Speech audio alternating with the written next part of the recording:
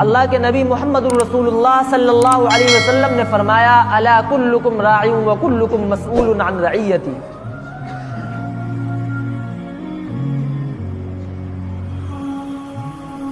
قیامت کے دن والدین سے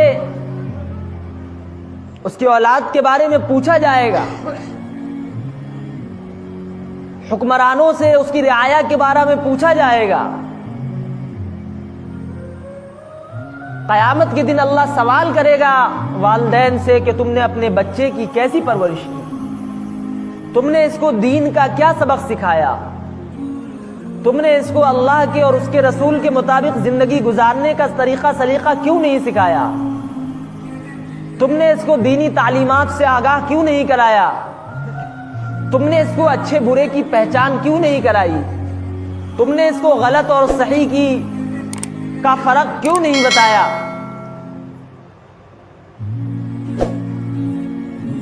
اور ہم سب کو جواب دینا پڑے گا۔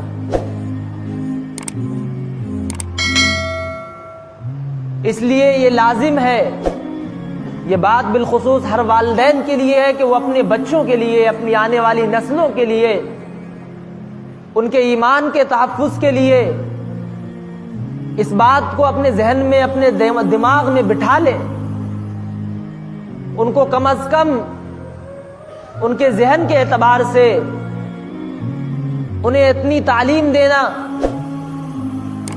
شریعت سے، دین سے، اسلام سے، اللہ سے، رسول سے بنیادی طور پر آگاہ کرانا فرض ہے۔ اس کے بعد آپ چاہے دنیا کے کسی شعبے میں ڈالیں، چاہے آپ اس کو ڈاکٹر بنائیں، انجینئر بنائیں، IAS آفیسر بنائیں یا کسی بھی ڈپارٹمنٹ میں ڈالیں، لیکن ایک مومن اور مسلمان ہونے کی حیثیت سے آپ کی سب سے پہلی ذمہ داری یہ ہے کہ آپ اس کو ایک مسلمان ہونے کی حیثیت سے، ایک ایمان والا ہونے کی حیثیت سے آپ اس کو بتائیں کہ اللہ کون ہے، رسول کون ہے، دین کیا ہے، اسلام کیا ہے، اللہ نے ہم سب کو ایمان کی جو دولت دی ہے اس کا حقیقی مطلب کیا ہے، اللہ نے ہم سب کو اس دنیا میں کیوں پیدا کیا ہے۔ سب سے پہلے آپ کو یہ بتانا پڑے گا، ورنہ اس کی پوچھ گچھ، اس کا سوال جواب آپ سے ہوگا۔ وَمَا خَلَقْتُ الْجِنَّ وَالْإِنسَ إِلَّا لِيَعْبُدُونَ، اللہ رب العزت نے قرآن کریم میں فرمایا ہم نے انسان و جنات کو صرف اور صرف اپنی عبادت کے لیے پیدا کیا ہے۔ نبی امی علیہ الصلوۃ والسلام نے فرمایا فَإِنَّ الدُّنْيَا خُلِقَتْ لَكُمْ وَإِنَّكُمْ خُلِقْتُمْ لِلْآخِرَةِ،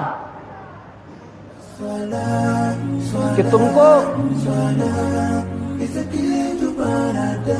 اس دنیا کو تمہارے لیے اور تمہیں آخرت کے لیے بنایا گیا ہے۔ آج ہماری کمزوری ہے، ہمیں اپنے بارے میں نہیں معلوم، دین کے بارے میں نہیں معلوم، اسلام کے بارے میں نہیں معلوم،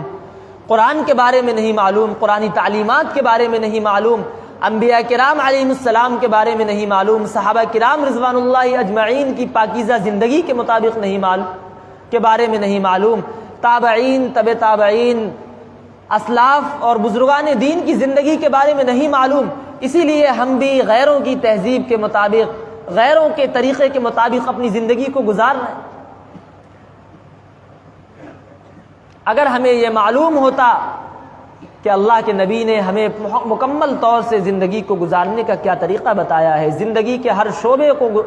پہ کس طریقے سے چلنے کا سبق سکھایا ہے، تو ہم غیروں کی تہذیب کو نہیں اپناتے، غیروں کے طریقے کو نہیں اپناتے، غیروں کے لباس کو نہیں اپناتے۔ تو ضرورت ہے اس بات کی کہ پہلے ہم اس بات کو سوچیں کہ ایک مسلمان ہونے کی حیثیت سے، ایک مومن ہونے کی حیثیت سے ہماری سب سے پہلی ذمہ داری کیا ہے،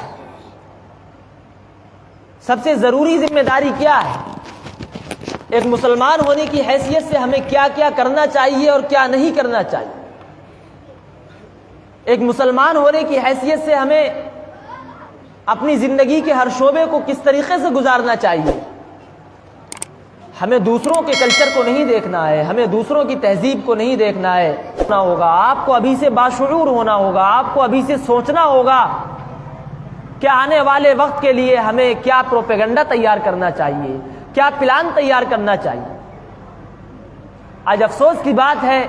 کہ ہم لوگ جتنی غفلت میں ہیں، جتنی سستی میں ہیں، دنیا کی کوئی قوم اتنی غفلت میں نہیں ہے۔ آج ہماری دعاؤں کے اندر تاثیر نہیں ہے۔ اللہ رب العزت کے سامنے ہم دعا کرتے ہیں، ہاتھ اٹھائے ہوئے ہیں، اشک بہا رہے ہیں، رو رہے ہیں، لیکن ہماری دعائیں قبول نہیں ہو رہی ہیں، ہمارے حق میں فیصلے نہیں ہو رہے ہیں۔ آخر کیوں؟ اس کی علماء کرام نے، مفسرین نے بہت سی وجہ لکھی۔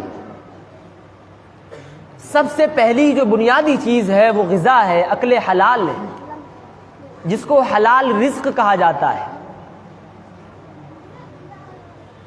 اگر آپ کی غذا میں حلال رزق شامل ہے تو آپ کی دعا کی قبولیت ہونے میں زیادہ تاخیر نہیں ہوگی۔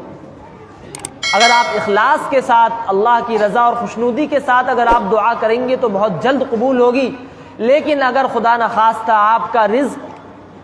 آپ جو کھا رہے ہیں وہ کس طریقے سے آ رہا ہے، کس طریقے سے اس کو کما رہے ہیں، سچ بول کے کما رہے ہیں یا جھوٹ بول کے کما رہے ہیں یا دھوکہ دے کے کما رہے ہیں، مکر و فریب کر کے کما رہے ہیں،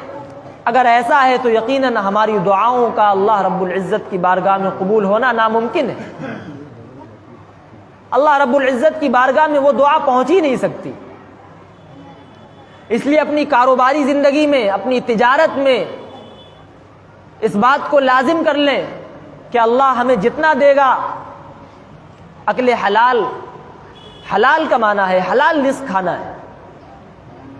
اگر ہم حلال رزق کھائیں گے جبھی ہماری عبادات کامیاب ہوگی، جبھی ہماری نمازیں کامیاب ہوں گی، جبھی ہماری دعا قبول ہوگی، جبھی ہمارے عبادات اس لائق ہوں گے کہ وہ اللہ کی بارگاہ میں ہمارے نامہ اعمال میں لکھے جا سکیں۔